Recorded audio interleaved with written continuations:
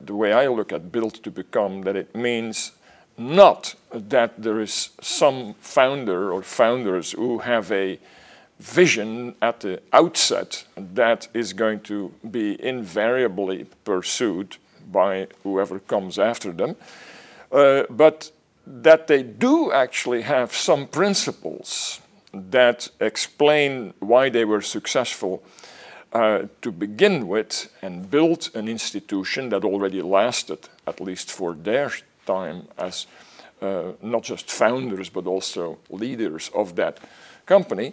And that build to become means that the leaders who follow the founders understand what those key strategic principles are and try to continue to pursue the activities of the company in the future, living by those principles. These principles, they have to be pursued by and reflected in what I call the strategic leadership of the company.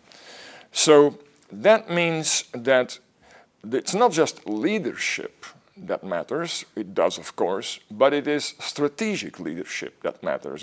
And by strategic leadership I simply mean that all the leaders in the organization who commit the resources of the company, the people, the technologies, the financial resources, the reputation of the firm, that they all have a strategic mentality, which means when they take actions, they let those actions be informed by a thinking process that asks, are these actions going to continue to secure the success of the company in its competitive and collaborative endeavors? I have developed a framework for identifying 4 different situations of what you would call a strategic leadership regime. And while no company, of course, is exactly going to fit in each of those 4 types, an interesting question at any moment in time is to ask, in which direction are we moving? Are we moving in a direction in which there is both strong top-down and bottom-up leadership, which, by the way, is only possible if top management wants it, of course? Or are we, for instance, moving in a direction where top-down leadership is becoming weak and bottom-up leadership is still quite strong, which might lead to a danger that the company begins to drift as opposed to having a clear direction.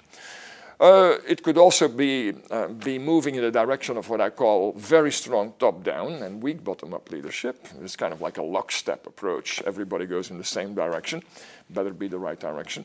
Or you can sometimes even find a situation where both the top-down and the bottom-up leadership are actually weak.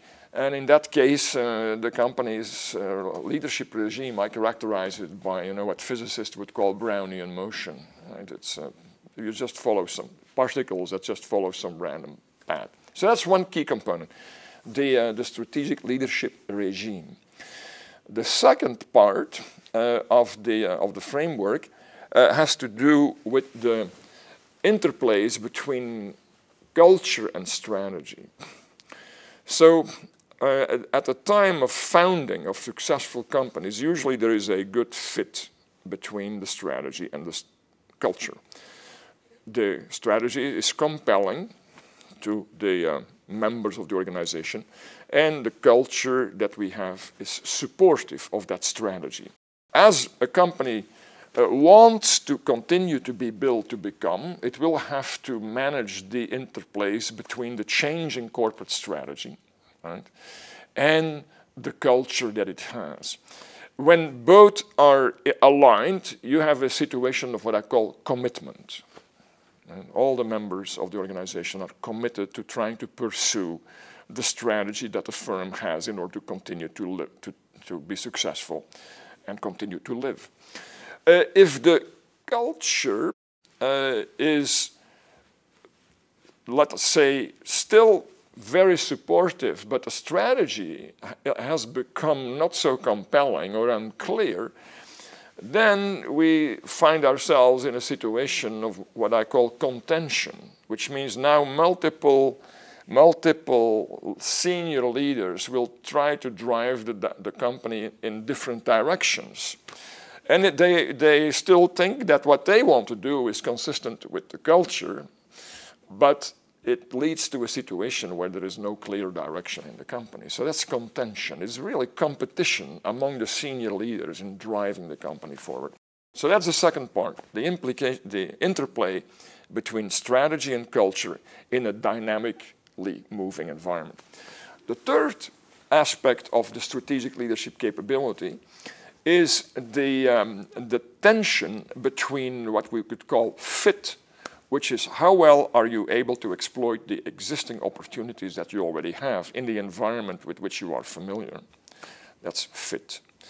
And the other aspect is evolvability, which has to do with how much are we able to get into new environmental segments if the environment within which we have been successful and with which we are familiar is beginning to get saturated or in fact may even decline. So over time, a built to become company will have a top management that can balance the resource allocation to fit initiatives and evolvability initiatives.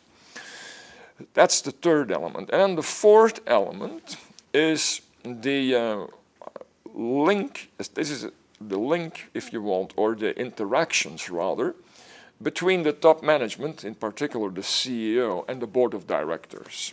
The CEO can have a compelling strategy, and if the board of directors is functional, then you will have a constructive relationship between what the CEO wants to do and the top management, and then where the board of directors, who represents in a public company, has fiduciary responsibilities to the shareholders, where those two are aligned, and there will be a constructive relationship between the top management and the board of directors.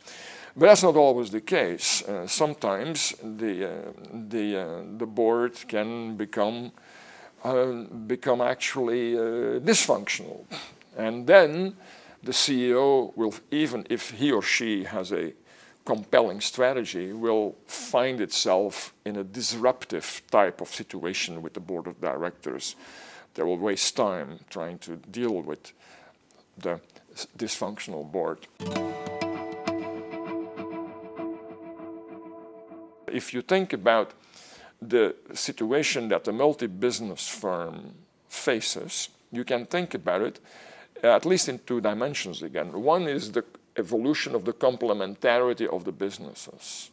Maybe at some point there is great complementarity between the businesses, and over time that complementarity may diminish.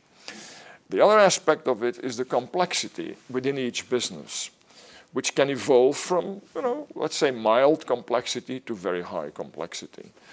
And if you have a situation where the complementarity is decreasing, on the one hand, between the businesses, and the complexity of each business is increasing, then you can begin to make a reasonable case that in fact that company should perhaps split off some of its businesses to put it in a position where each business has a better chance to again continue to exist for the long term, because now its strategic leadership for each of those different businesses will be able to do a better job than when the strategic leadership of the combined businesses is stretched beyond its capacity to be actually effective.